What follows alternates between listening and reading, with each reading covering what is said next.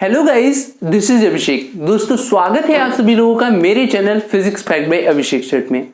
दोस्तों आज के लिए जो हम लोग का टॉपिक है वो है वेव का पार्ट 2। पार्ट 1 जो है वो चैनल पर पहले से ही अपलोड की जा चुकी है। आप उसे चैनल के playlist BHU BSc entrance exam में जाकर देख सकते हैं। और दोस्तों वहां पर क्लास 12th के सिलेबस के सारे चैप्टर वाइज वीडियोस आपको वहां पर अवेलेबल हैं।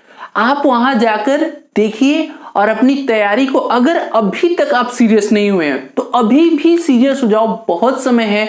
और यकीन मानिए अगर आप उन सारे वीडियोस को देख लेते तो कम से कम फिजिक्स का आपका पोर्शन जो है वो पूरी तरीके से तैयार हो जाएगा। तो ज्यादा समय न गवाते हुए हम लोग अपने क्वेश्चन की ओर आते हैं।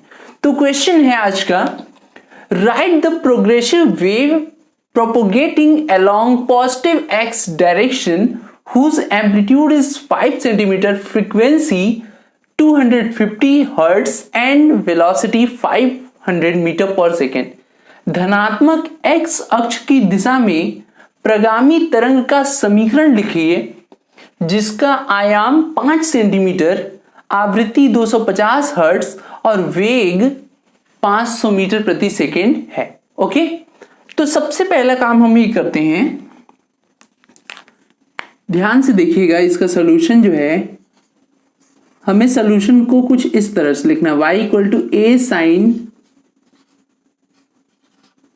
ओमेगा t - kx, ये लिखना है। ठीक है, अब एक चीज और देखिए, ओमेगा = यहां मैं लिख रहा हूं, ओमेगा = होता है 2πn और आपका k = होता है 2π/λ। ये होता है आपका जो इक्वेशन है, मेन ये इक्वेशन है। ठीक है, अब यहां पर हम वैल्यू पुट करना शुरू करते हैं। 5 सेमी है, इसको मीटर में बदल दीजिए, 0.05 साइन 2π और n की जगह क्या रखना है, 250 और t, ये ओमेगा की वैल्यू गई 2πn t। ठीक है, फिर -kx यानी 2π/λ x। बट हमारे पास तो लैम्डा है नहीं, हमारे पास तो लैम्डा है ही नहीं, तो कहां से लैम्डा आएगा? तो लैम्डा के लिए हम एक यहां फॉर्मूला जानते हैं, देखिएगा ध्यान से, v = होता है n लैम्डा। ठीक है, v = n लैम्डा जानते हो ना। तो यहां से लैम्डा की वैल्यू क्या आ जाएगी भाई, थोड़ा ध्यान से देख लीजिएगा, जगह कम है इसलिए v/n, और v दे रखा है 500 और n दे रखा है 250। ठीक है, 250, तो वहां से 2 आ जाएगा कि नहीं? लैम्डा की वैल्यू यहां से 2 आ रहा है कि नहीं? आ गया। ठीक है, तो यहां रख देते हैं, रख दे, चलिए आप कह रहे हैं तो रख देते हैं। ठीक है भाई, अब देखो, अब यहां से हुआ क्या, अब यहां से 2 से 2 कट गया, पाई कॉमन हो सकता है तो पाई को बाहर निकाल लो, तो देखा 0.05 साइन पाई, यहां से 500 t - x। ठीक है, ये आपका रिक्वायर्ड इक्वेशन हो जाएगा जो कि क्वेश्चन आपका पूछा हुआ है। ठीक है, अब आते हैं दूसरे क्वेश्चन पर। For the given shape of vibrating waves between two ends which one of the expression of fundamental frequency of the velocity v, दिए गए दोलित्र तरंग की आकृति दो किनारों के बीच है, एक किनारा ये है, एक किनारा ये है, दिए गए वेग v के लिए मूल आवृत्ति का व्यंजक है। तो देखो भैया, ये जो है वेव अगर यहां से जाकर पूरा यहां तक पहुंचता तो ये अपना कंप्लीट कर लेता, एक चक्र इसका पूरा हो जाता। ठीक है, ठीक है, एक चक्र इसका पूरा हो जाता, पर ये तो आधा ही है, तो इसका मतलब हो गया कि λ/2 इधर भी है और λ/2 इधर भी है। तो ये दोनों मिलकर कितना हो गए, अब ऐसे समझो, λ/2 प्लस λ/2 इक्वल टू L। तो लैम्डा की वैल्यू हो गई L। ठीक है, अब आपसे आवृत्ति पूछा है, आवृत्ति यानी फ्रीक्वेंसी, और ये वेवलेंथ मिल गया।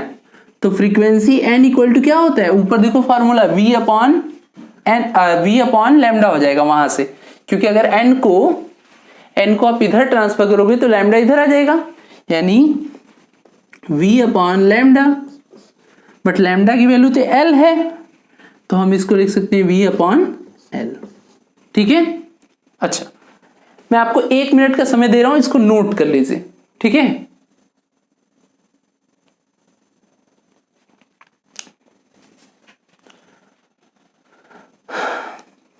नोट कर लिया आप लोगों ने?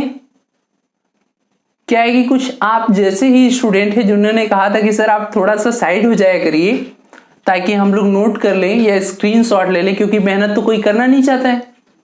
सब लोगों को लगता है कि सर ऐसे बीच में खड़े हो जाते हैं तो स्क्रीनशॉट लेने में बड़ा दिक्कत हो जाता है, तो लो भैया मैं साइड में खड़ा हो गया। ठीक है, पर प्रोसेस जरूर सीखना। चलिए अब नेक्स्ट क्वेश्चन देखते हैं। 13 क्वेश्चन है, the length of close organ pipe is 1 centimetre and velocity of sound is 330 metre per second. The frequency of the first harmonics is. किसी बंद आर्गन पाइप की लंबाई 1 मीटर एवं ध्वनि का वेग 330 मीटर प्रति सेकेंड है, इसकी प्रथम सन्नादि की आवृत्ति होगी। अच्छा देखो भैया, क्लोज आर्गन पाइप की बात हो रही है, बंद आर्गन पाइप की, और बंद आर्गन पाइप में भी वो किस चीज के लिए बात कर रहा है, प्रथम सन्नादि की, यानी फर्स्ट हार्मोनिक्स की। ठीक है, फर्स्ट हार्मोनिक्स के लिए जो लैम्डा होता है, अब मैं कर रहा हूं इसको, आप ध्यान से देखिएगा, जो लैम्डा होता है वो होता है 4L।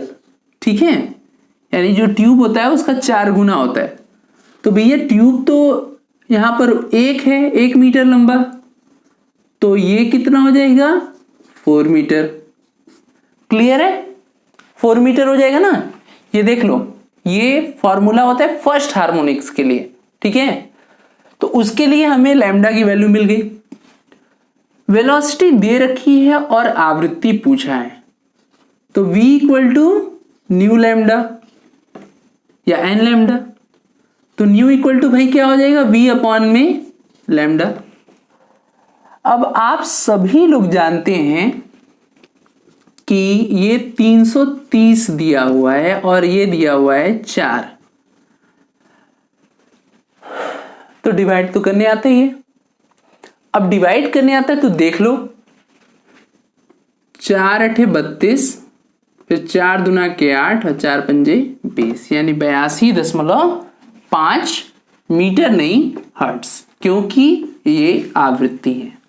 क्लियर है, देख लो एक बार फिर समझा दे रहा हूं। फर्स्ट हार्मोनिक्स के लिए जो लैम्डा की वैल्यू होती है वो 4 गुना होता है ट्यूब की लंबाई के, तो ट्यूब की लंबाई 1 मीटर दे रखी है, तो लैम्डा की वैल्यू 4 मीटर हो जाएगी। फिर v equal to nu lambda होता है।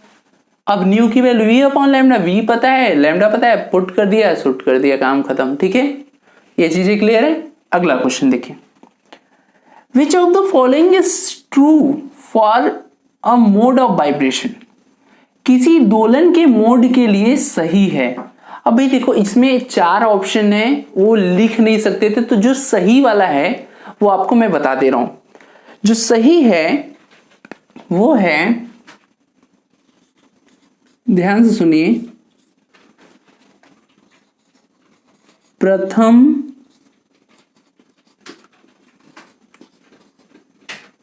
अधिस्वरक, प्रथम अधिस्वरक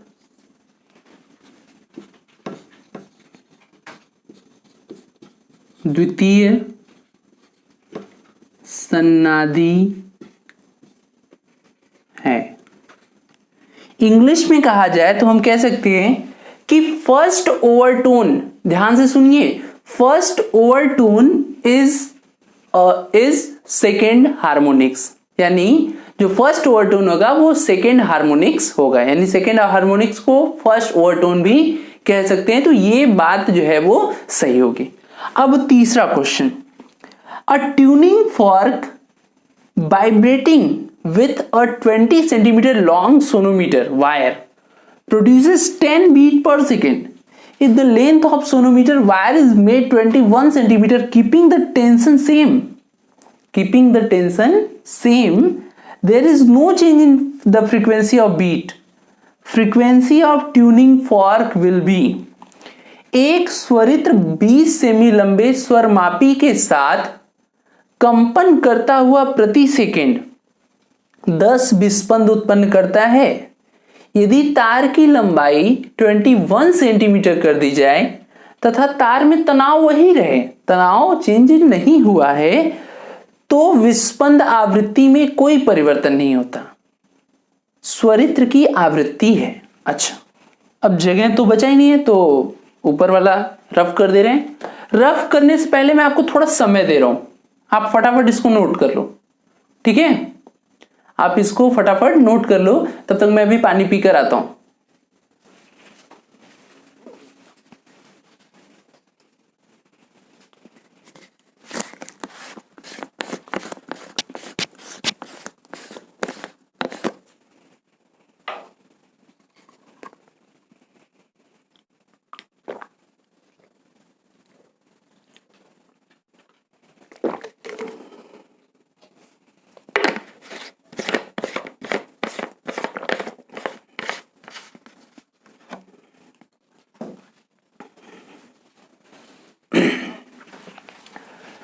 तो नोट कर लिया सभी लोगों ने? अब मैं ऊपर का रफ कर रहा हूं।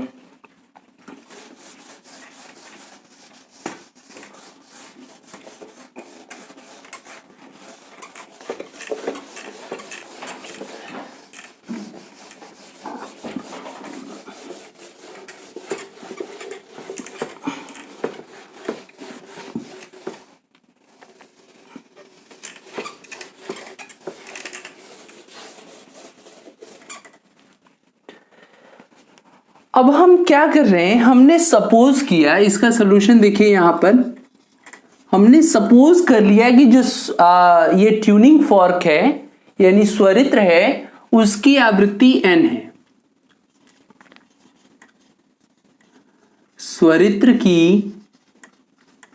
स्वरित्र मतलब ट्यूनिंग फॉर्क ना, स्वरित्र की आवृत्ति स्मॉल n है। अब देखो, दोनों यानी स्वरित्र का और जो सोनोमीटर है उनकी फ्रीक्वेंसी का अंतर अगर 10 होगा तभी 10 बीट पर सेकेंड मिल रहे हैं, 10 विस्पंद प्रति सेकेंड मिल रहे हैं। तो अगर हमने स्वरित्र की आवृत्ति को n मान लिया, तो या तो सोनोमीटर की जो ये है सोनोमीटर स्वर मापी, उसकी फ्रीक्वेंसी या तो 10 अधिक होगी या तो 10 कम होगी। तो हमने जो पहला केस लिया है उसमें उसको 10 ज्यादा कर दिया है। तो हमारा जो हो जाएगा उसका स्वर मापी यानी सोनोमीटर के लिए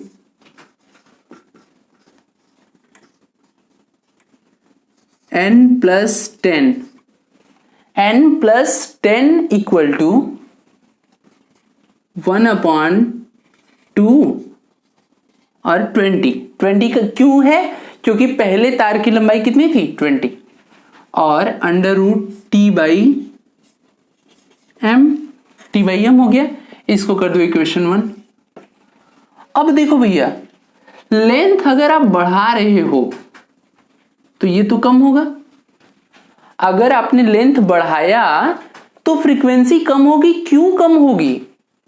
क्योंकि ये इसके इनवर्सली प्रोपोर्शनल है, व्युत्क्रमानुपाती है। लेकिन उसने कहा है कि विस्पंद आवृत्ति में कोई परिवर्तन नहीं होता। तो ये आप कम तो करिए, लेकिन दोनों का अंतर अभी भी 10 आना चाहिए। और हमने इसकी स्वरित्र की यानी जो आपका ट्यूनिंग फॉर्क है उसकी फ्रीक्वेंसी में कोई चेंजिंग नहीं किया है। तो दूसरा केस हो जाएगा, ये तो 20 सेमी के लिए था, 20 सेमी के लिए ये है, और जब 21 सेमी कर देंगे, 21 सेमी कर देंगे तो ये हो जाएगा n-10। देखो तभी ना फ्रीक्वेंसी सेम रहेगी। ये n है, ये n+10 है, तो अंतर 10 का हुआ। फिर ये n है और ये n-10 हुआ, तो फिर 10 का अंतर हो गया, और लेंथ बढ़ेगी तो इसे कम होना ही है। ठीक है, तो 1/2 × 21 और T/m, इक्वेशन नंबर 2। अब सिंपल काम है, एकदम सिंपल काम है, डिवाइड कर दो। तो डिवाइड कर देते हैं भाई, आप ही लोग बोले हैं। देखो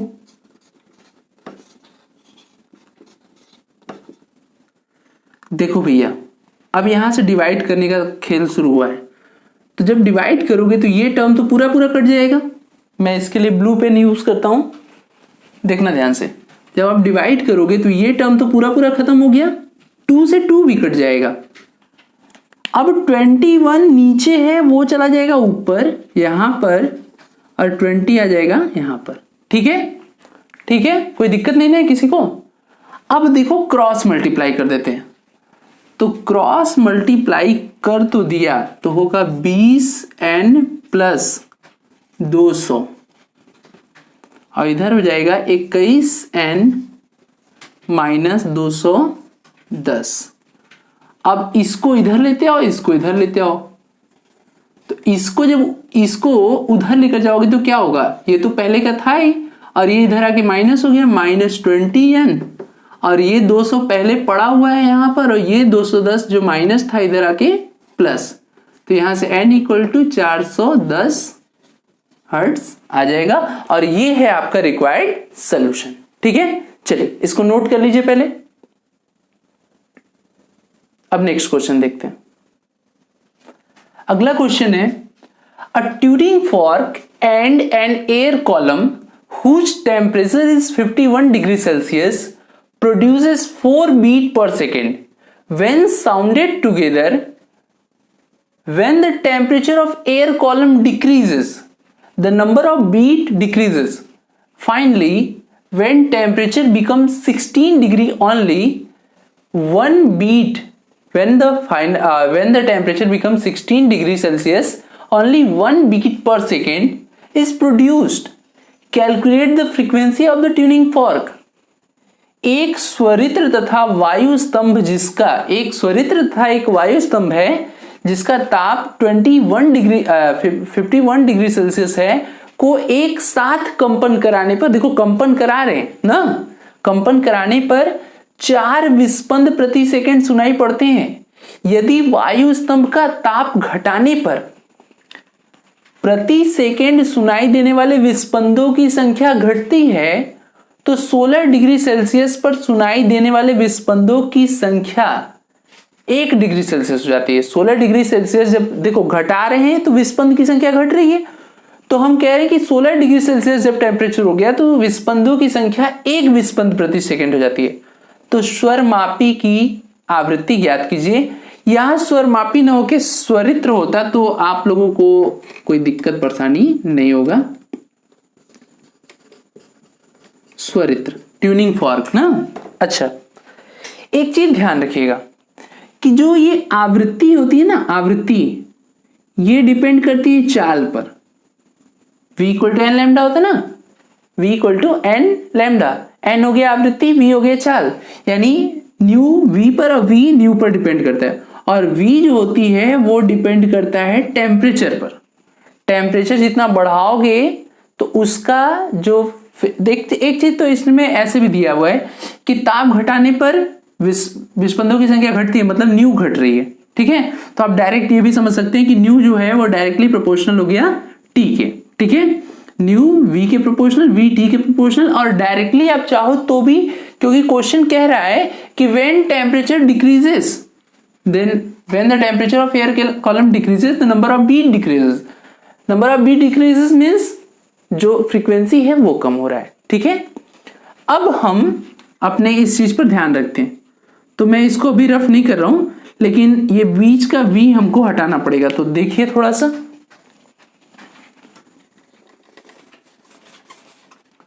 हम इसको लिख सकते हैं। देखो 51 डिग्री सेल्सियस पर 4 बीट था, और हमने ये मान लिया कि जो आपका ट्यूनिंग फॉर्क का फ्रीक्वेंसी है यानी स्वरित्र की फ्रीक्वेंसी है वो n है।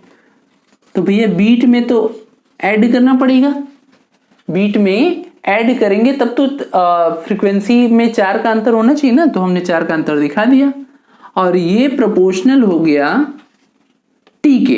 लेकिन टी तो वो वाला टी है एब्सोल्यूट टेम्परेचर, और यहां तो क्या दिया हुआ है, डिग्री सेल्सियस दिया हुआ है। तो इसमें हमें क्या करना पड़ेगा, इसको हमें एब्सोल्यूट में बदलना पड़ेगा। और एब्सोल्यूट में बदलने के लिए क्या करते हैं, 273 ऐड कर देते हैं। ठीक है भाई। इसी तरीके से जब टेम्परेचर कम हो गया तो जब टेम्परेचर 16 डिग्री सेल्सियस हो गया तो विस्पंद की संख्या 1 हो गई, यानी 1 बीट हो रहा है। तो उस केस में n+1 हो गया भाई। समझिएगा ध्यान से, बहुत मजेदार क्वेश्चन है भाई ये। और इस तरह का क्वेश्चन आ जाता है एग्जाम में, अच्छे लोगों को हवा नहीं लगती है। क्यों? क्योंकि ऐसे ही तरंग बहुत आपका बेहतरीन चैप्टर है, समझ रहे हैं। यहां से छूट जाता है क्वेश्चन, पर आप पढ़े रहिएगा तो आपको कम से कम पैटर्न और कॉन्सेप्ट पता रहेगा, तो आपका नहीं छूटेगा, बाकी लोगों का पता नहीं। ठीक है भाई। अब देखो प्रोपोर्शनलिटी हटाओगे, जो भी कांस्टेंट वगैरह आएगा उससे कोई मतलब नहीं है। आप क्या करिए, डायरेक्ट डिवाइड करिए, प्रोपोर्शनलिटी का खेल ही खत्म हो जाए ना। तो भैया देखो हमने डायरेक्ट इसको डिवाइड कर दिया, तो ये हो गया n+4 अपॉन n+1। ठीक है, n+4 अपॉन n+1। और ये प्रोपोर्शनलिटी के बाद जो कांस्टेंट आएगा वो खत्म हो गया। और यहां से रूट में देखो, दोनों ही रूट में है, अपॉन किया तो सीधा रूट लगा देते हैं। ये हो जाएगा 324 और ये हो गया 289। ठीक है, 289। अब क्या करना है, देखो ध्यान से समझिए। ये जो है वो आपका 18 का स्क्वायर है और ये आपका 17 का स्क्वायर है। अब क्या करना है, इतना जान गए हो तो क्रॉस मल्टीप्लाई कर दो। तो 17n प्लस 17 चौक के 68, 18n प्लस 18। अब क्या करना है, इसको उधर ट्रांसफर कर देना और 18 को इधर। तो हो जाएगा आपका 18n माइनस 17n और 68 माइनस 18, यानी n इक्वल टू 50 हर्ट्स। ठीक है, n इक्वल टू 50 हर्ट्स। फिर से एक बार समझा रहा हूं, ध्यान से देखिएगा। जो फ्रीक्वेंसी है वो डायरेक्टली प्रोपोर्शनल है टेम्परेचर की, क्योंकि क्वेश्चन में बोला है कि जब टेम्परेचर कम होता है तो बीट फ्रीक्वेंसी भी कम होती है। इसलिए हम ये कह सकते हैं कि बीट फ्रीक्वेंसी जो है वो डायरेक्टली प्रोपोर्शनल हो गया टेम्परेचर के। पहले 51 था तो 51 के लिए अच्छा टेम्परेचर को डायरेक्टली टेम्परेचर न लिख के उसको एब्सोल्यूट में बदलना पड़ेगा, क्योंकि फॉर्मूला ही कुछ इस तरह से भाई कि हम लोग मजबूर हैं। तो इसको करेंगे, यहां तक आए, फिर इन दोनों का अलग अलग स्क्वायर रूट लेंगे तो पता चलेगा कि ये 18 का स्क्वायर है और ये 17 का स्क्वायर है। बाहर निकाल दिया, गुणा में भाग कर दिया। समझ में आ रहा है? तो भैया देखो क्वेश्चन लिखने में ना, ये क्वेश्चन सॉल्यूशन तो छोटा सा है लेकिन क्वेश्चन लिखने में बड़ा हाथ दर्द कर रहे हैं। तो यार थोड़ा आप भी अप्रिशिएट करिए, लाइक वाइक करिए ना। आप लोग के लिए इतना मेहनत करते हैं और आप लोग लाइक वाइक भी नहीं करते हैं, गलत बात है भाई। लाइक वाइक कर दिया करिए, ठीक है। चलिए अगला क्वेश्चन देखते हैं। A progressive wave of frequency 500 Hz is traveling with a velocity 360 meter per second. How far apart are 2 points at 60 degree out of phase is? 500 hertz की एक प्रगामी तरंग 360 मीटर प्रति सेकेंड के वेग से चल रही है। 60 डिग्री कलांतर पर दो बिंदु के बीच की दूरी होगी। अच्छा देखो भैया, सबसे पहले यहां से क्या करो, लैम्डा निकाल लो। लैम्डा इक्वल टू क्या होता है, v अपॉन एन। v की वैल्यू हो गई 360 और n की वैल्यू क्या होगी 500। तो यहां से आ जाएगा आपका एक जीरो से एक जीरो कट कर दो, 18 अपॉन 25 आ जाएगा ना 18/25। अब हमें क्या करना है, अब हमें पाथ डिफरेंस निकालना है, यानी पथांतर निकालना है ना। तो पाथ डिफरेंस के लिए जो फॉर्मूला होता है डेल्टा पी इक्वल टू होता है लैम्डा अपॉन 2 पाई और जो कलांतर होता है यानी डेल्टा फाई। ठीक है, तो अब हम सॉल्व करते हैं इसको। लैम्डा की वैल्यू हमारी कितनी आ रखी है 18/25। ठीक है, तो रख देते हैं 18/25 अपॉन में 2 पाई और 60 को क्या लिख सकते हैं, π/3 लिख सकते हैं ना। ठीक है, लिख दिया। तो अभी क्या हुआ, ये कट गया। अब हमारे पास बचा क्या है, अब हमारे पास बचा है 18/25 इंटू 3। तो ऊपर 6 और नीचे 25। ठीक है, ऊपर 6 और नीचे 25 हो गया। अब हम डेसिमल लेंगे, अब मतलब इसको सॉल्व करेंगे, तो इसे सॉल्व करने पर 0.12 मीटर आ जाएगा। ठीक है, इसको नोट कर लीजिए आप लोग। चलिए अगला क्वेश्चन देखते हैं। क्वेश्चन नंबर 18 है, a source of frequency 150 hertz is moving in the direction of a person with velocity equal to 1/10 of the velocity of sound. The note heard by observer will have a frequency. एक स्रोत 150 hertz आवृत्ति है उसकी, एक व्यक्ति की दिशा में ध्वनि की चाल के 1/10वें भाग से गति कर रहा है। व्यक्ति द्वारा सुनी गई ध्वनि की आवृत्ति होगी। तो देखो भैया, इसमें सोर्स मूव कर रहा है, ऑब्जर्वर जो है वो स्टेशनरी है और सोर्स मूव कर रहा है। इस तरह का क्वेश्चन हम लोग लगाए थे। फिर एक बार मैं उसको रिकॉल करा देता हूं और खुद ही लगा देता हूं ना। Nu dash equal to v upon v minus vs और न्यू, ये v जो है वो ध्वनि की चाल है, ये v, और ये जो है वो सोर्स की चाल है, वो कितने से चल रहा है, v/10 से चल रहा है, और ये दे रखा है 150 हर्ट्ज। ठीक है, तो न्यू डैश इक्वल टू हो गया v अपॉन, ध्यान से देखिए यहां से 10v minus 1v 9v upon 10, 9v upon में 10 इंटू 150। अच्छा, v से v कट सकता है, कट गया, और 10 चला जाएगा ऊपर, तो ये आपका हो जाएगा 150 गुणे के 10/9। तो न्यू डैश इक्वल टू हो गया 1500/9। तो 9 के 9 6, 9 छक्के 54 6, तो ये चलता रहेगा, मतलब इतने हर्ट्ज की उसको फ्रीक्वेंसी सुनाई देगी। ठीक है, ओके, तरीका यही है। देखो भाई, आप तरीके को समझो, फॉर्मूले को याद रखो, वैल्यू चेंज हो सकती है, हो सकता है कि जो आपके पास पेपर वगैरह हो उसमें कुछ मिसप्रिंटिंग हो जाए, पर तरीका जो है वो कभी मिसप्रिंट नहीं होना चाहिए और वो आपके दिमाग में स्टोर होना चाहिए। तो आप इसको चाहो तो आराम से नोट कर लो। अगला क्वेश्चन हम लोग देखते हैं। अगला क्वेश्चन है, which of the following represent the phase velocity of the travelling wave.